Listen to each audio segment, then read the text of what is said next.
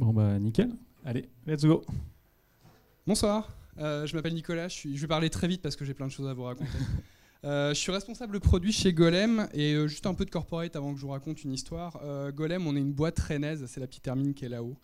On a fondé la boîte en 2009, on a fêté nos 11 ans le mois dernier. On est 6, on adore les moustaches et le cuir.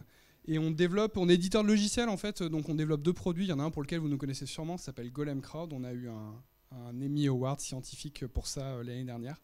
Et l'autre produit qu'on développe s'appelle Golem Layout, et c'est ce que je viens vous présenter ce soir. Et je vous présente surtout en fait l'histoire de comment on en est arrivé à développer ce produit-là. En 2011, Julien avait son appartement plein de render farm. Nous, on développait la première version de Golem 1.0. Et c'est un peu typique de ce qu'on faisait de l'époque, c'est de la floule, quoi. C'est de la floue. Elle est dans le fond, c'est du stade, il n'y a pas de comportement, il n'y a pas d'interaction. Il y a du depth of field, il y a du motion blur, globalement ça bouge, et c'est tout ce qu'on avait besoin. Et c'est vrai qu'à l'époque, il n'y avait que Massive. Alors Massive, ça coûtait 30 000 balles.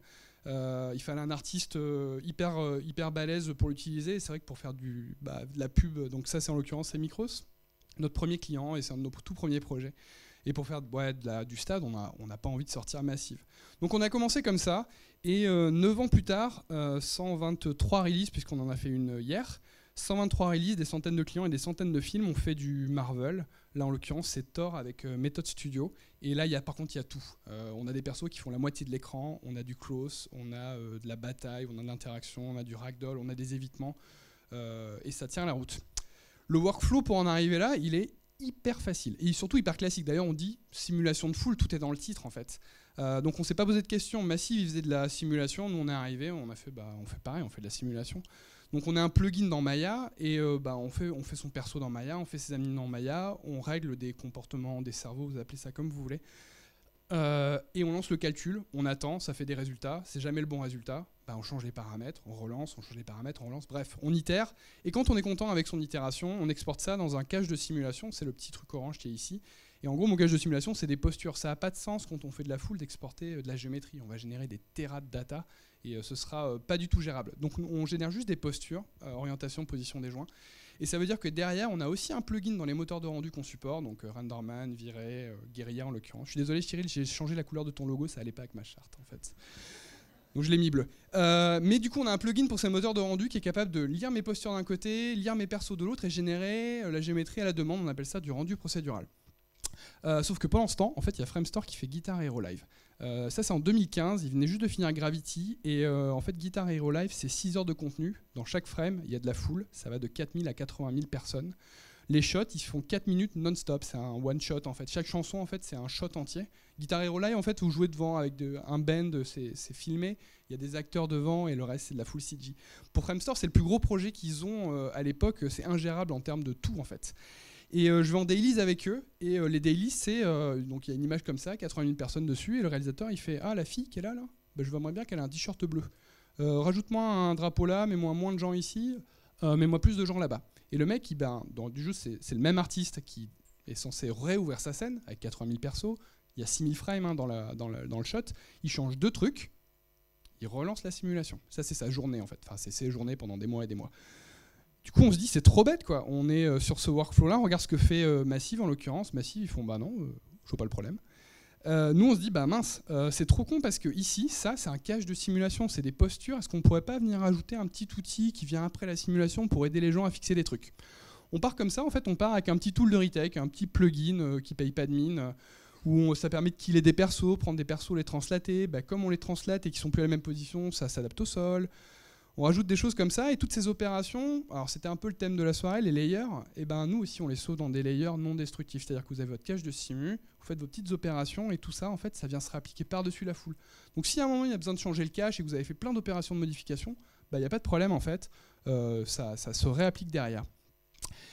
Et donc on sort ça, et bizarrement il y a plein de studios d'animation qui commencent à s'intéresser à Golem. On faisait beaucoup de VFX à l'époque, et là il y a plein de studios d'anime qui se servent du soft. En l'occurrence, il y a ce film-là qui sort qui s'appelle Captain Underpants, et il y a un shot comme ça.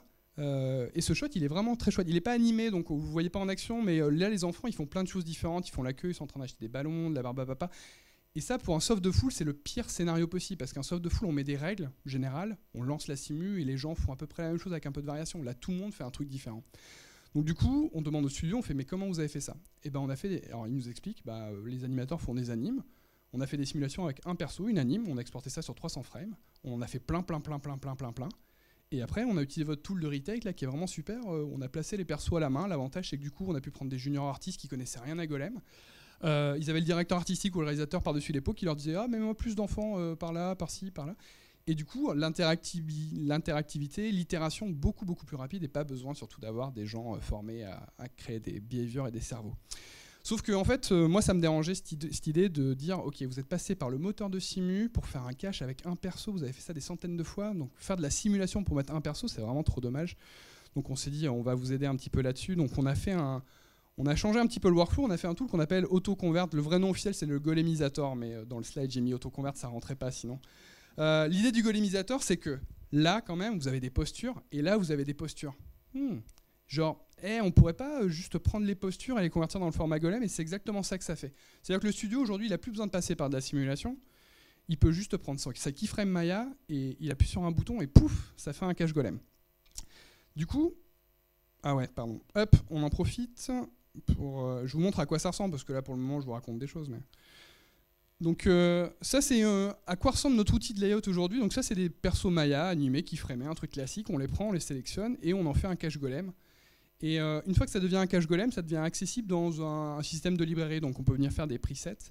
Et là, on peut se débarrasser des persos Maya qui n'ont pas des perfs super, et ça devient en fait ce qu'on appelle des vignettes Golem. La vignette Golem, on en fait plein, donc un peu comme la même idée que Captain Underpants juste avant. On la met dans sa scène, si le terrain il est différent, ça s'adapte sur le terrain, tant qu'à faire. Et là, on va pouvoir sélectionner ça comme n'importe quel objet Maya. Et vous voyez bien, donc là, ça continue de s'adapter au terrain, et... là, vous voyez qu'à chaque fois que je fais une opération, il y a des nœuds qui apparaissent en bas dans mon éditeur de layout. Donc ça, c'est toutes les opérations que vous avez fait depuis le début. Et à tout moment, en fait, on peut changer le nœud bleu clair. Ça permet de dire quel est le nœud actif en ce moment. À tout moment, on peut changer le nœud actif. Et si finalement, là, on s'est dit, j'ai appliqué la modif rotate, translate, expand à mes 3 persos, lui, j'aimerais bien lui appliquer la même modification, on le sélectionne. On crée un nœud de sélecteur supplémentaire, on le connecte au flux, et là le perso se retrouve assigné avec les mêmes informations de flux. Donc on a deux types de nœuds, on a un nœud sélecteur, on précise ce qu'on veut sélectionner, donc là je sélectionne étoile, ça veut dire tout. Et tout ce que je vais mettre derrière, en fait, c'est des modifications qui vont s'appliquer par-dessus. Donc là ça c'est un duplicate, je prends ma foule en fait, enfin ma foule, c'est pas une foule d'ailleurs, c'est un groupe de personnages, et je le duplique. Ils sont tous pareils, donc je peux venir faire des time offset, parce qu'il y a des caches qui sont assez longs. Je peux noiser un petit peu le time offset, comme ça tout le monde n'a pas la même posture. Et vous voyez, en fait, c'est comme des Lego. En fait. On va prendre des briques, on va les connecter ensemble et on va monter sa foule. On a aussi des outils en fait, de simulation, nous derrière, qui permettent de placer... Ah ouais, non, pardon, je suis allé trop vite. On peut changer les assets du perso. Donc lui, il n'avait pas de casquette au début, donc on peut juste le sélectionner et dire j'aimerais bien que tu aies une casquette. Et si ce perso-là, on aimerait bien qu'il ait une casquette aussi, même chose que tout à l'heure. On pense à un sélecteur et on rajoute. La détection des assets, elle a été faite automatiquement. Quand vous avez créé votre perso Maya, il avait tout un tas de mèches par-dessus lui. Du coup, nous, on les a juste listés. Et dans le cœur de Simu, on a aussi des outils qui permettent de placer vos persos au début. Donc on s'est dit, on a cet outil-là, les gens savent s'en servir, on va reposer dessus. Donc je ne sais pas si vous voyez derrière, il y a une espèce de locator qui donne des positions à mes entités. Là, j'ai juste sélectionné mes persos et je leur ai dit, je voudrais bien que vous soyez snappés sur ce locator-là. Et là, j'ai toujours des centaines de persos skinnés, avec des blend shapes, de l'animation, tout ça, ça tourne en temps réel avec adaptation sur le sol. On peut prendre des persos, les killer, le classique. Hop. Et donc juste pour parler un tout petit peu de l'adaptation au sol, là pour le moment, en fait, il n'y a rien de très très malin en fait. On savait que vous étiez sur un sol plat parce qu'on l'a enregistré quand vous avez fait la conversion. Là, on sait que le sol il est différent, donc on applique juste un offset. Si on regardait très attentivement les empreintes ou les IK des jambes, on verrait en fait que les empreintes elles sont pas nickel. Du coup, on s'est dit pour solver ce problème-là, on fait des layers, on va en rajouter un supplémentaire qu'on appelle Grand Adaptation. Donc par défaut, on a un layer qui va très très vite, qui change juste la hauteur du personnage. On a un qui s'appelle With IK, et là vous avez vu en fait, c'était pas très flagrant, mais on a vu que les empreintes se sont adaptées correctement. Et les IK marchent sur toute la jambe, donc ça remonte jusqu'au hips.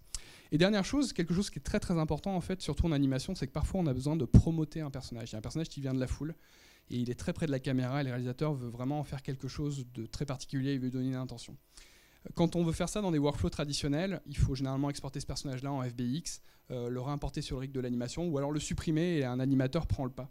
Et on s'est dit, là aussi, c'est vraiment trop bête de sortir du workflow de la foule.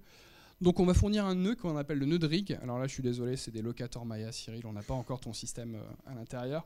Donc il faut sélectionner les locateurs Maya, mais du coup, il y a un solving IK, on va pouvoir contrôler les rollbones, les pôles vecteurs et tout le bordel. Et tout ça, c'est enregistré sous la forme d'un layer. Donc si vous voulez encore une fois l'appliquer sur un autre personnage, il suffit juste de sélectionner un personnage et d'appliquer ce layer-là. Hop, il faut juste que je revienne ici très vite. Tac, tac. Et from current slide. Donc, en bas. Shift, FN, F5. Ouais, je suis maudit. From current slide. Bah non, mais... Bref, on va rester sur cette vue-là, peu importe. Du coup, mon outil de layout qui était dans Maya, on s'est dit, tant qu'à faire, on va venir l'augmenter un petit peu. On va le déployer aussi, donc là, dans Maya et dans Houdini, dans Katana et dans Unreal. Et une question que j'ai... Ouais, s'il te plaît, à l'aide, Franck. Il n'y a rien qui veut marcher avec moi aujourd'hui.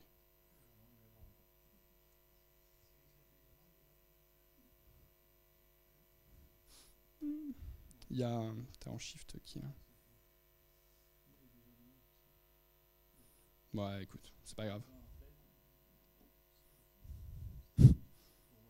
Ouais, tant pis, c'est pas grave.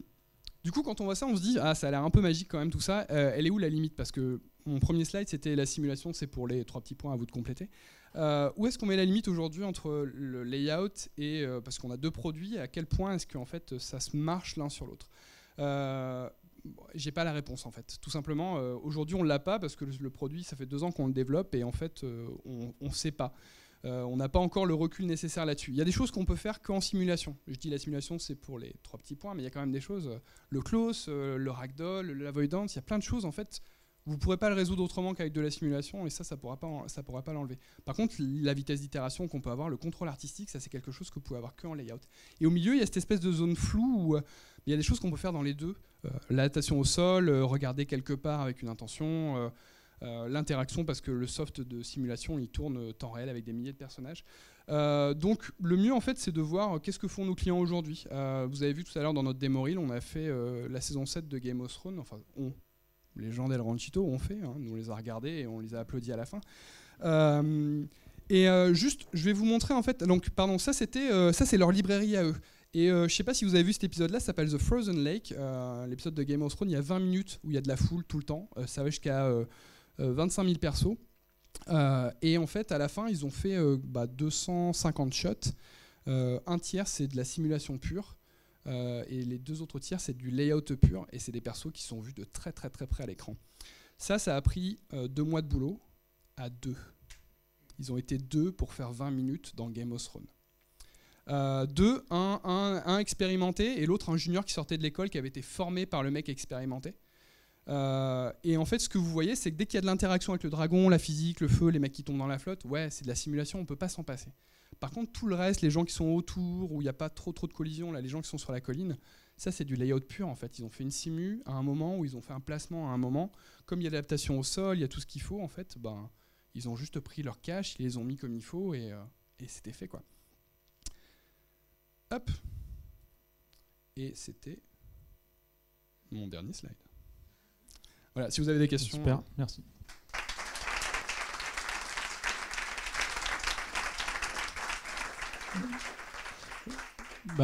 Merci beaucoup Nicolas. Du coup, est-ce qu'il y a des questions pour lui?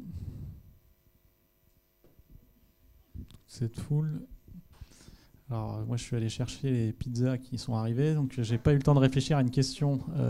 Qu'est-ce qu'on pourrait... Ah, voilà. Est-ce que du coup, le Golem Layout, c'est utilisé pour autre chose que des persos? Ou c'est que des persos pour l'instant? Ouais, il y avait dans ma zone d'ombre orange, il y avait écrit scatter. À partir du moment où les gens déploient Golem et commencent à le manipuler, en fait, ils se rendent compte que comme ça peut gérer des milliers d'objets dans Maya avec de la diversité de géométrie, de la diversité de shading, de l'adaptation au sol, pourquoi pas l'utiliser aussi pour peupler en fait des environnements avec des arbres, de la végétation. On a tous les tools de Paint qu'on peut imaginer pour un soft de simu. Et donc, du coup, on a des gens aussi qui font du scatter d'objets. On fait du trafic aussi. Golem, on se sert de ça pour faire des voitures, pour faire des oiseaux, pour faire un peu tout. Donc, ouais, le scatter est en train de prendre une petite place tranquille parce qu'il n'y a pas vraiment d'outils aujourd'hui. Il y a Mash, mais ça tient pas très bien la charge. Si on veut rester en Maya, en tout cas, c'est compliqué de trouver un outil digne de ce nom. Donc, quand c'est déployé, finalement, ça coûte pas plus cher des objets qui bougent pas que des objets qui bougent. Est-ce qu'il y a un portage pour autre chose que Maya qui est prévu? Blender, par exemple? Ouais, t'as vu le layout, on l'a mis dans Houdini, dans Ouais. Katana, dans Unreal. Regarde, là, ça, c'est des portages. Hein. On a demandé Blender. Ouais, quand les gens d'Adobe auront résolu leur problème de manière de licencier de la techno dans Blender, peut-être qu'on se mettra après eux aussi. Non, juste, c'était les gens de Substance, je ne sais pas s'il y en a qui sont là ce soir, mais les gens de Substance ont essayé juridiquement de voir comment est-ce qu'ils pouvaient mettre Substance aujourd'hui dans Blender, et pour le moment, ils n'y sont pas arrivés. Donc, on se dit que nous, on est 6, on va sûrement pas concurrencer les départements légaux d'Adobe. On y réfléchit. Ce sera la réponse sage. Nico, Ouais. bon, c'est une question qui t'a été posée il y a 2 ans, je me souviens. J'avais la réponse ou pas il y a 2 ans? Non, tu avais dit que tu te focalisais. Mais bon, je vais voir. Globalement, tu te focalises sur les VFX et l'anime 3D. Ouais. Est-ce qu'il y a d'autres industries sur lesquelles tu voudrais te positionner? Ah bah tiens, j'ai une réponse maintenant, c'est cool. Ça évolue. C'est sûr que, juste à titre personnel, moi ça me fait rêver de travailler dans les effets spéciaux. Depuis que je suis môme, je rêve de faire ça, donc je suis hyper content. Après, on va pas se mentir, c'est un marché de niche qui est compliqué, qui grossit pas rapidement. Donc on regarde d'autres choses, en effet. Faire bouger des personnages, ça sert à beaucoup de monde, ça sert aux architectes, ça sert à entraîner des voitures aussi aujourd'hui.